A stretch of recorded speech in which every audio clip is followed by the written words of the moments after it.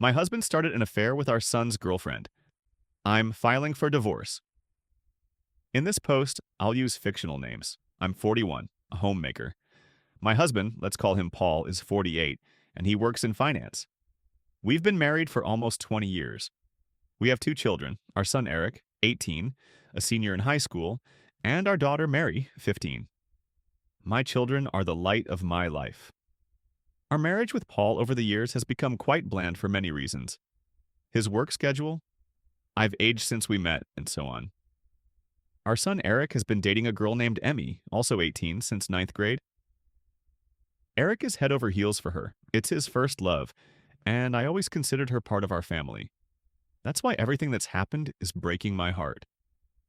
Last week, I accidentally saw my husband's phone screen and noticed a text exchange between him and Emmy, our son's girlfriend. A message from her flashed by. I miss you and dream of sucking you again. I froze, unable to believe my eyes. All day I convinced myself I'd misread it, but no, I hadn't. Over the next few days, I found a whole folder of porn on my husband's computer. He clearly has an addiction. There were also saved photos of Emmy from her Instagram, fully clothed, but their presence confirmed I wasn't going crazy. I also checked his phone when I got the chance and saw even more of their messages. I wish I hadn't. They were full of disgusting things about me, constant comparisons between me and her. He called me fat and old, and Emmy just laughed. I'd always had suspicions that Paul was cheating, but I could never have imagined this in my worst nightmares. Last month, I found thong underwear in our bedroom that definitely wasn't mine. Like a fool, I ignored it, convincing myself they might belong to Mary, which is complete nonsense. Paul isn't just cheating on me, he's betrayed our son. I'm in absolute horror. Words can't describe the despair, anger, and shock I'm feeling. I don't know how to cope because one thing is clear. I have to do something, but I'm terrified. This will be such a blow to Eric. How do I even start this conversation? I wouldn't wish this on my worst enemy. I can't believe I married this bastard. Then I started recalling oddities in Paul's behavior that began right around when Emmy turned 18. Was he waiting for her to become an adult to start sleeping with her? There's too much dirty laundry in this story, and I'm paralyzed by fear and horror. It just doesn't fit in my head. How could I let this happen right under my nose? Am I really so stupid? Eric adores Emmy, and the thought of revealing this disgusting truth to him terrifies me. It could crush his young soul and psyche. My heart breaks for Eric and Mary, who are completely innocent. I haven't confronted my husband yet because, honestly, I'm afraid of the domino effect. I don't know where to start. I'm sharing my story not for pity, but in search of understanding and perhaps advice from those who've faced betrayal of this magnitude. Thank you for listening. Update 1. My brother gave me the contact of a very tough and tenacious lawyer. She's a real bulldog professionally. I saved screenshots of all my husband's texts with Emmy. I could only recover the last 3 months of their chats from iCloud, mostly flirting and dirty talk, but reading it was revolting. There were also nasty things said about me. Call logs showed they talked for hours, quite regularly. My husband uses dating apps. I screenshot his profiles and all active chats with girls. It became clear he sets filters for girls aged 18 to 22. I copied all files from his computer. He's active in adult chats and forums and spends a ton of money on OnlyFans. I searched every possible hiding spot in the house and found his toys, blindfolds, handcuffs, lubricants, and more. There were also outfits resembling a schoolgirl uniform and a French maid costume. I took Eric and Mary out of school and we went to my brother's house. The kids immediately sensed something was wrong. On the way, I carefully told them everything. At one point, I broke down crying. Mary was the angriest, even more than Eric. I met with Emmy's mom and told her everything. She took her daughter's phone and gave me the login and password for her messages. Again, I only found texts from the last 3 months, as if they both deleted everything simultaneously. She said Emmy broke down during their talk, insisting her mother would never understand their relationship because they're in love. I won't go into details about what else she said, but the gist is that my husband slowly, step by step, became a sort of wise mentor she could rely on. He took advantage of her coming from a troubled family. Emmy keeps insisting it was platonic until she turned 18, and before that he was just a friend and mentor. I had a Zoom call with Paul. His face was terrifying. Red, sweaty, eyes full of panic and anger, his voice defensive and frightening. All he did was yell that none of it happened. He stammered, nervous, his words making no sense. I refused to tell him where I was, and then he declared I had no right to take his kids and just left the Zoom. My lawyer is filing for temporary sole custody of Mary and seeking a restraining order. Mary is still furious, beside herself with anger at her father and Emmy, and rightfully so. She's recalling moments when her father interacted with her friends, and it makes her uneasy. Eric is clearly suffering but holding up with dignity and reason. He wants to see a therapist. The maturity my children are showing makes me proud. They don't deserve this. We've reported everything to the relevant authorities. I'm not going to show any leniency, and in this divorce, I'll be ruthless. I keep thinking about how Paul treated me all these years, how he turned me into a shadow of myself, how he made me feel bad about myself for the last 20 years. I won't let this scum walk away without consequences. I want to regain my confidence and move forward. I'll be stronger than ever. Update 2.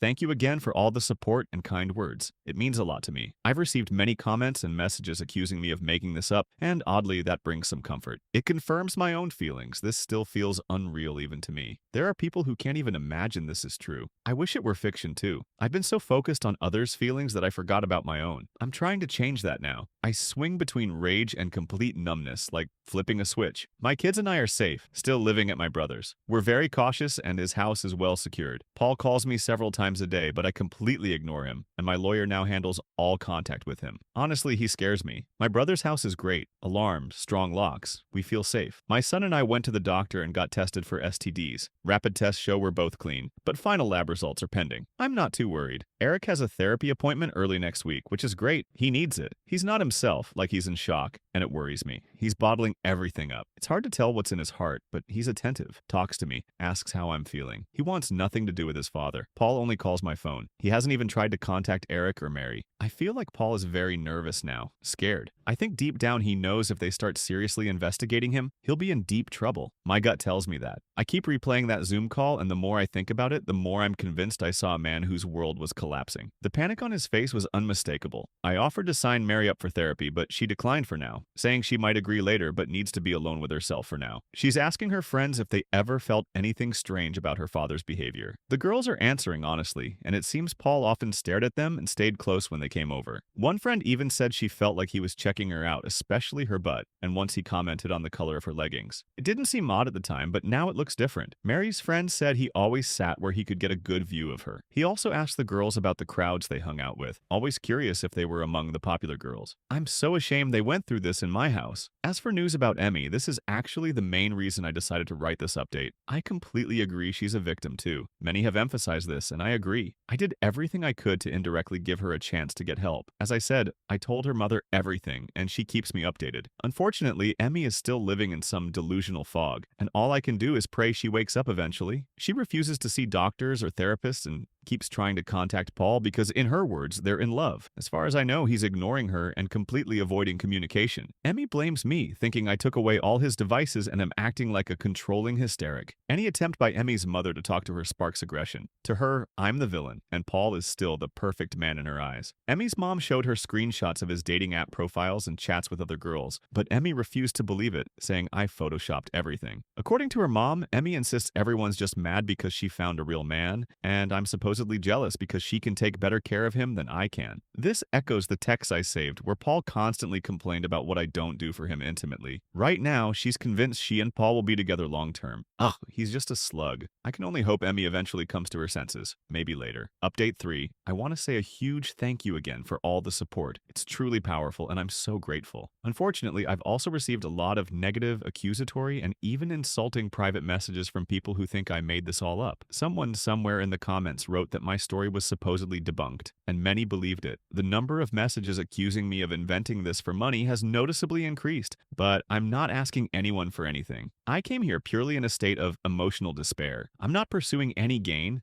There's nothing for me to get out of this. If you don't believe me, fine. I don't care. The only thing I ask is not to cross boundaries. Don't send me angry or accusatory messages. I keep sharing only for those who've supported me. As for the divorce, it's in full swing. I don't want to go into details because the process is ongoing, and I want it to go smoothly. I have temporary custody of Mary. Paul is ordered to pay temporary alimony. The court issued a restraining order. Paul is forbidden from contacting us or approaching us. Right now, we're focused on getting through this legal nightmare. I won't go into details again, but I can say that besides the divorce, we have a ton of evidence against Paul, and it could seriously impact his life. I'm confident I'll be able to share more later. I know many are concerned about his predatory behavior, and I want to assure you justice will prevail. Your concern for my children's mental state means a lot to me. Eric has been to therapy twice in the last 2 weeks. I know some thought I was downplaying his pain and pretending he's fine, but I fully understand he's suffering, and we're doing everything we can to make him feel supported and loved. My brother is a hero. He spends a lot of time with Eric and Mary, and both have opened up to him, sharing their feelings. My brother has a strong marriage, and he and his wife have been incredibly supportive during this tough time. Mary hasn't gone to therapy yet, but promised she will soon. I notice her anger is gradually turning into sadness. I really hope she agrees to therapy. Her friends have played a big role in this, and Mary is struggling to process it all. I know many are worried about Emmy's condition. There were questions about whether Eric and Emmy see each other at school. It might seem like they go to the same school, but they don't. They did attend the same middle school and met there, but then Emmy enrolled in a Catholic girls' school while Eric and Mary stayed in public school. We all live in the same city, and it was the summer before high school when they started actively hanging out and dating. It's a pity I can't share good news about Emmy. Since the last update, things have only gotten worse. Paul has indeed started seeing her again, despite her mom's efforts to stop it. Emmy told her mother, "I'm 18.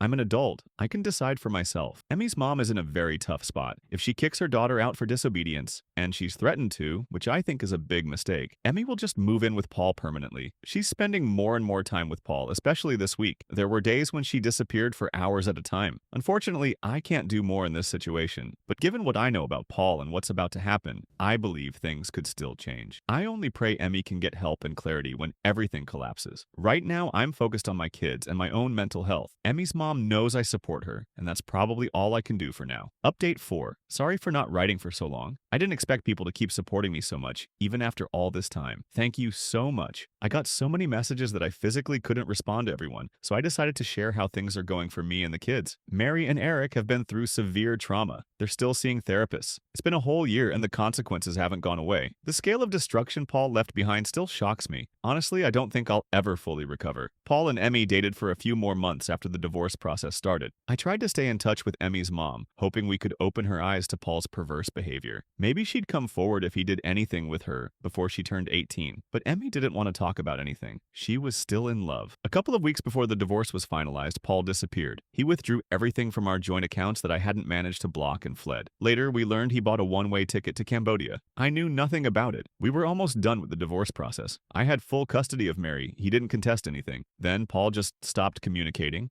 Didn't show up in court, didn't file anything. Nothing, like he vanished. According to Emmy's mom, she was devastated and is now completely out of it. She's practically living like a vagrant, staying with different friends, refusing to come home. My lawyer filed a motion for a default judgment due to Paul's absence, and the court granted it. The divorce is technically finalized. I have custody. He's violating the alimony order, but it doesn't matter. He's just gone. Cambodia has no extradition treaty, no mechanisms to enforce alimony, nothing. There's no way to make him come back, no way to make him pay. We don't even know exactly where he is in Cambodia. But the fact that Cambodia is known as one of the epicenters of child trafficking makes my blood run cold. Eric is now in college. He's completely distanced himself from anything related to Paul, barely talks, but holds himself together confidently. I know he's hurting. He just doesn't show it. Mary is silent too, but sometimes small details come up that she recalls in a new light. Recently, she asked me if I thought Paul would come back. I didn't answer. I think she didn't expect one. Honestly, I don't know what Paul is doing in Cambodia, who he's with, or what his life looks like. Some suggested I contact the FBI or try to initiate an international investigation. I called, filed everything I could, but the authorities have limited options if someone hasn't formally committed a provable crime in the US. I don't believe he left just to avoid alimony. I think he's a pervert, and I think he's a criminal. That's all I have to say for now. I have nothing more to add. Thank you all for your care.